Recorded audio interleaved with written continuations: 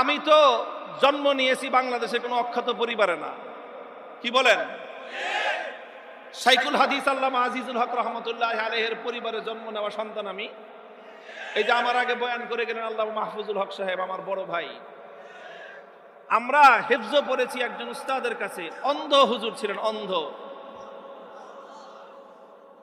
শাইখুল হাদিস রহমতুল্লাহ আলাইহি শুধু দিনের দিক থেকেই বড় ছিলেন তা নয়, পৈতৃক সূত্রে তিনি ধনী মানুষ ছিলেন, সম্পদশালী মানুষ ছিলেন।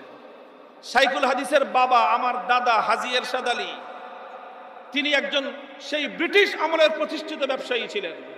আমার বাবা যখন দেওবন্দে পড়াশোনা করেন, এটা হলো 1940 সালের ঘটনা বলতেছি। কত? 40 সালের ঘটনা। আমার দাদা তার সন্তানকে দেওবন্দে পাঠাইছে।